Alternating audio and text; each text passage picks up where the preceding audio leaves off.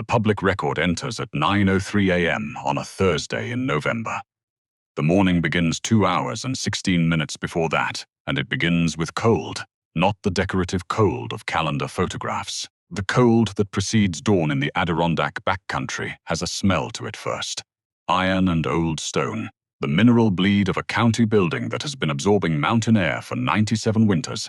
Chalk, salt, the faint oxidized scent of a structure that processes the paperwork of people's worst days without comment. Darrow Cale was 18 years and 31 days old when she sat down on the steps of the Essex County Surrogates Court in Elizabethtown at 6:47 a.m. The concrete transmitted its cold upward through 2 layers of worn denim in under a minute. She had one glove. The other was somewhere on Route 9 between here and Keysville, lost 3 days ago when she was loading what remained of her possessions into a storage unit she'd rented for $47 a month because it was the cheapest option within 40 miles. A state plow ground its blade across Route 9N 2 blocks east, a sound of complete mechanical indifference, and then the silence it left behind was total. She was holding Essex County Eviction Order number 2024 EV0047, served 11 days prior. Back rent owed.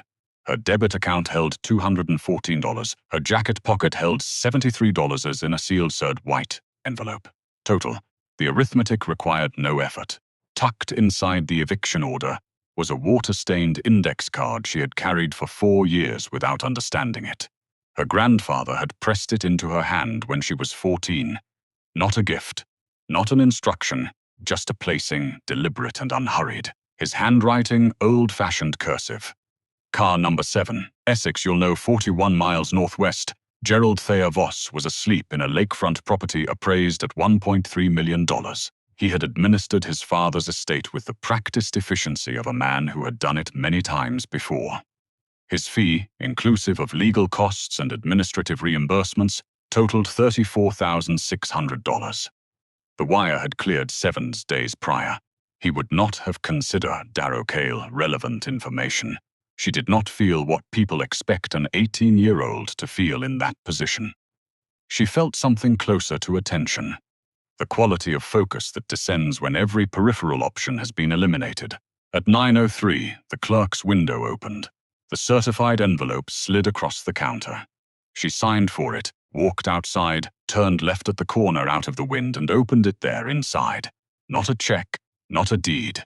A laminated index card in her grandfather's handwriting, and a hand-drawn map to somewhere in the Essex County backcountry she had never been. She held both cards, the old one and the new one, and the map. You'll know, she was beginning to. The following is reconstructed from the firm's appointment calendar. A notarized account provided by Darrow Cale in March 2025, and the deposition of paralegal Britta Halverson, filed as Exhibit 22 in Essex County Surrogates Court. The offices of Voss, Marin and Lyle occupied the 3rd floor of a Plattsburgh building, with lake views and mahogany paneling, and the particular stillness of rooms where significant money changes hands without being spoken about directly. Gerald Thayer Voss, 54, Yale law class of 1994, was wearing a Patek Philippe Calatrava on his left wrist, retail value $42,000. And a charcoal cashmere blazer with no tie, the studied informality of a man who has not needed to try in a long time. He ran the meeting at the tempo of someone who had run 1,000 of them. He explained the estate in order. Halstead Cale Voss's liquid assets, $412. Zoozing in a Fidelity brokerage account, the Lake Champlain cottage, appraised at $1.3 million. A 1971 Ford Bronco assessed at $31,500. The residual estate went to named beneficiaries. Gerald's role, he clarified, was executor. His fee, inclusive of legal services and administrative costs, totaled $89,400, already processed. He said this without inflection, the way you state a zip code. Then he came to Darrow. She received what the estate filing designated as Parcel 14C, Railcar number 7, Essex County. No assessed value, no road access on record. The county tax roll listed it at $0. Gerald closed the folder before he finished describing it. A railcar, he said. Old. In the woods somewhere near Newcomb. Could be 100 feet of rusted metal by now. I honestly don't know if it's still standing. He looked up then, with the patience of a man explaining arithmetic to someone who will not be tested on it afterward, and said, "Your grandfather was a sentimental man, Darrow. The car meant something to him. I suppose that's the inheritance. The sentiment." He said it the way you'd explain to a stray that the food bowl is empty. She said nothing. She did not ask what the car had cost to maintain, or why it appeared on no road map she could find, or why her grandfather had sent her a hand-drawn map to it 4 years before he died. She looked at the address printed on the parcel notice, folded the paper once, horizontally, and put it in her jacket. Gerald watched this. He saw a girl folding a piece of paper. He returned to his notes. The parcel notice itself was unusual.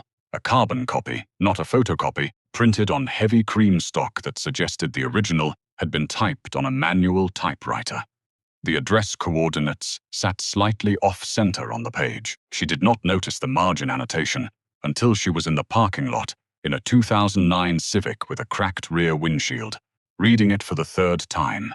Penciled, faint, almost consumed by age, in the same deliberate cursive as the index cards. Floor, northeast corner. 3 boards. Gerald's handshake when she left was dry and warm. Hers, he would later recall, was cold. He did not find this significant. The route is documented. Route 9 south from Keysville to Elizabethtown, then Route 28N west through Newcomb into the Essex County backcountry. 74 miles total. The final 11 run along County Route 84F, an unmaintained service road absent from every GPS map she tries. She prints a deck topographic survey at the Elizabethtown Public Library for 18 cents and traces the route in ballpoint. She spends $31.40 on gas. She has not eaten since the previous evening. At a Stewart's in Newcomb, she buys a $2.19 coffee and stands 4 seconds in front of a 3.49-cent egg sandwich before walking to the register without it. County Route 84F ends without signage, asphalt becoming frozen rutted earth. A quarter-mile further, the Civic's undercarriage protests. She parks and walks, the birch trees close behind her within 40 steps. The first thing is the smell, iron and frozen mud, and beneath it something older. The oxidized scent of a machine surrendering its metal to the air for 80 years. Oil, rust, industrial memory. Then the sound, which is the absence of it. Dead forest silence, broken once by the low structural groan of contracting metal somewhere ahead. A sound that measures its collapse in decades, not moments. The cold here has mass. By the time the tree line opens, her left boot seam has failed and frozen mud is finding her sock. The train car does not appear so much as interrupt. A rectangular gap in the forest's natural disorder, 40 feet of rust orange and vine compression. A 1930s New York Central boxcar. The western 2/3 of the roof folded inward, the south face sliding door seized solid with rust and ice. One set of bogies sunk 14 inches into the earth. She checks her phone and stands there. 4 minutes and 17 seconds. The mud continues finding her sock. The car is probably exactly what Gerald said. Sentiment, which is another word for nothing. But she drove 74 miles. And leaving without looking is its own answer, and not one she is prepared to give. She enters through a gap in the collapsed roof section, pulling up on a vine-wrapped iron rung that holds. She measures from the doorframe using arm spans. Her grandfather's method, 3 lengths, which puts her in the northeast corner. She walks it, then stops. The floor beneath her right boot is different. Not the soft give of rot. Something below is bearing weight deliberately. She feels it before she kneels. 3 weeks of excavation compressed into 22 minutes. The 3 planks in the northeast corner are Douglas fir. She can see the grain pattern clearly once she kneels. Installed into a floor built entirely from pine. The fasteners are square head bolts, not the round head nails used everywhere else in the car's construction. Square head hardware was standard until approximately 1945.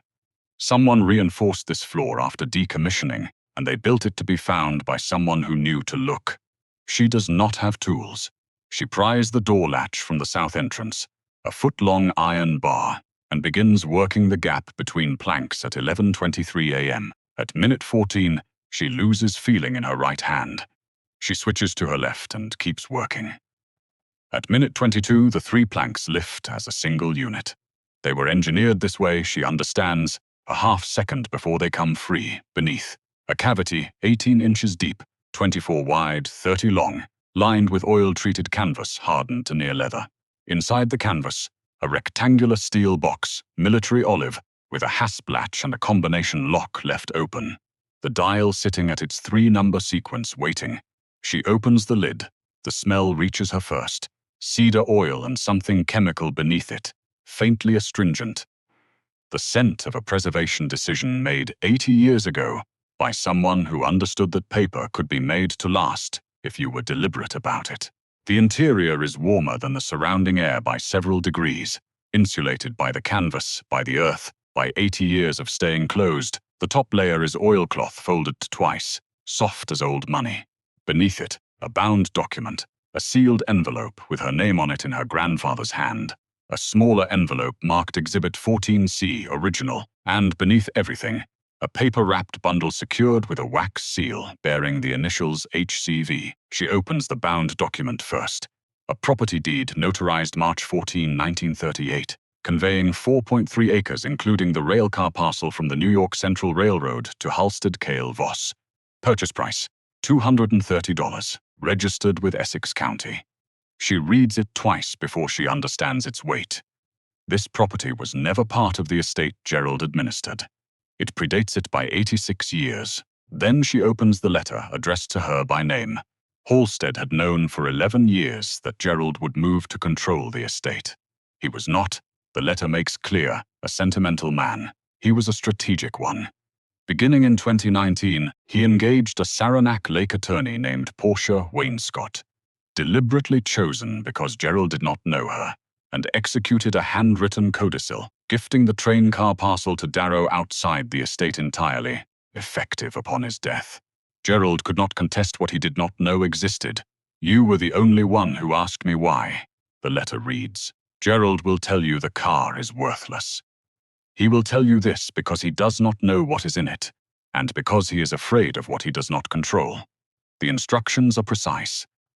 The small envelope contains the original deed Gerald will claim was destroyed. Keep it. Show it to no one before speaking with Portia Wainscott at 14 Cross Street, Saranac Lake. She has been waiting since 2019. The letter ends. You will be fine. You were always going to be fine. I just wanted to make sure. She sits down on the reinforced floor section and reads it 3 times. The 4th time, she is not reading.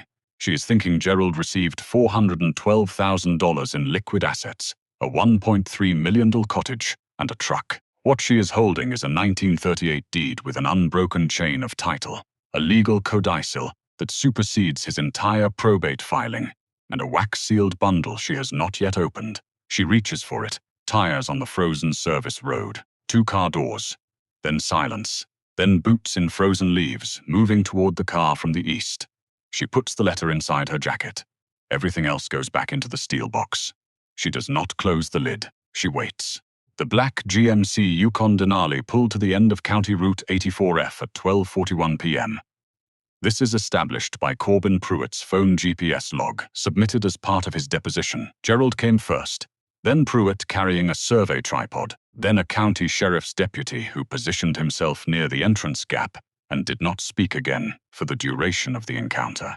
Gerald's boots were Danner Acadians, $480 retail, and they were clean.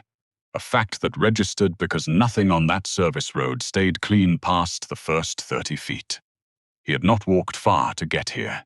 He had known exactly where to stop. He did not ask what she was doing inside the car.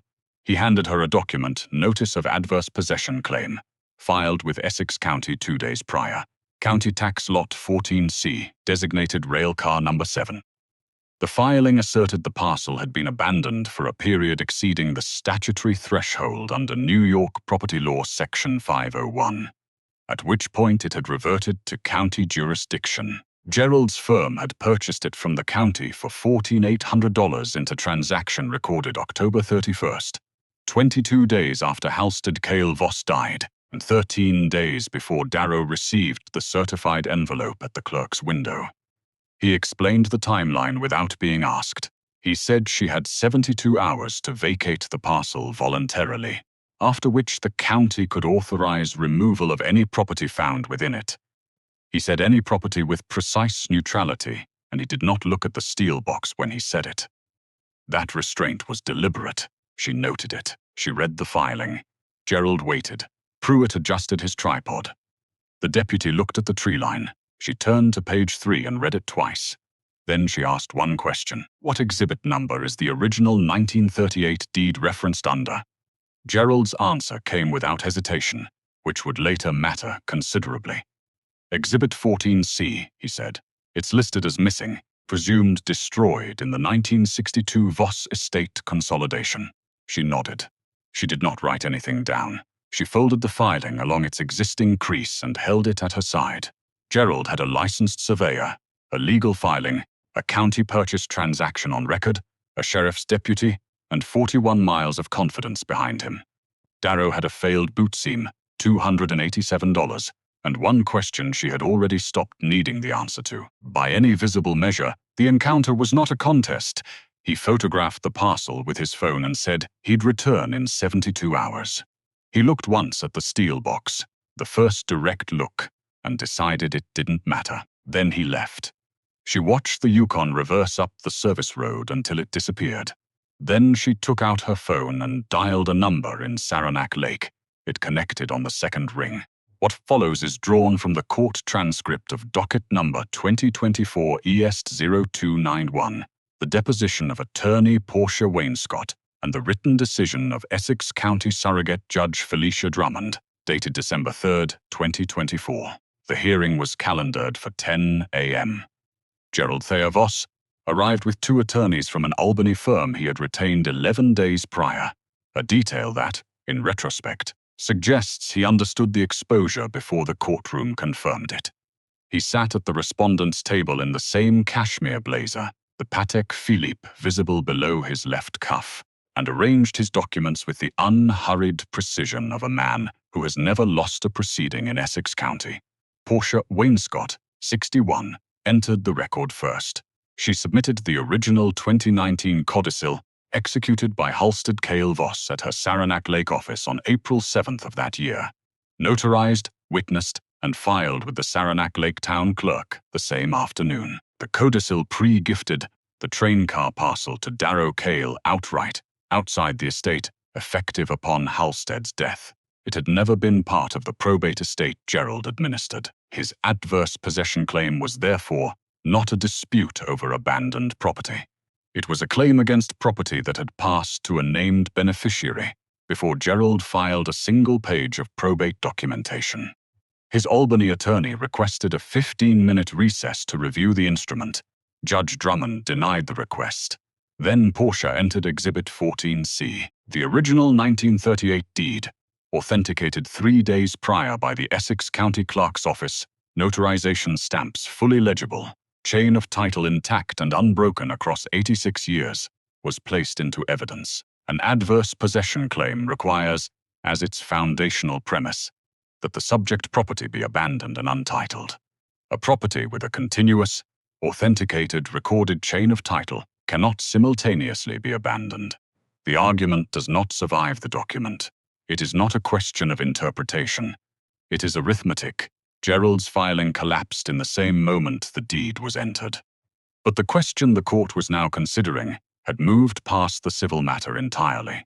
Gerald had stated in his adverse possession filing that Exhibit 14C was missing and presumed destroyed. He had made this assertion knowing it was a document from his grandfather's estate, a document he, as executor, was legally required to search for and disclose during probate. His failure to disclose it, combined with his oral admission at the train car, witnessed by a licensed surveyor and a county sheriff's deputy, both of whom had since provided sworn depositions, constituted a material misrepresentation in a judicial proceeding. Judge Drummond did not use the word fraud in open court. She referred the matter to the New York State Attorney General's office for review of potential misconduct in the administration of the estate of Halstead Cale Voss. She used a level voice. The courtroom was very quiet. Gerald turned to his lead attorney and began to speak in a low, controlled register. The attorney placed a hand on his forearm. Gerald stopped. His composure held for approximately 9 more seconds, and then his jaw shifted slightly left, the small mechanical failure of a man whose procedural world has stopped cooperating. His right hand moved to his wrist. He did not look at the watch. He simply touched it. The way you touch something to confirm it is still there. Outside in the corridor, Gerald's attorney called after Darrow to ask whether she would consider a settlement discussion. Portia Wainscott kept walking. Darrow paused, turned once briefly and said, "The sentiment, it turns out, was the least of it." Then she walked down the stairs and out through the heavy door, into the November light, and down the same courthouse steps where the morning had begun.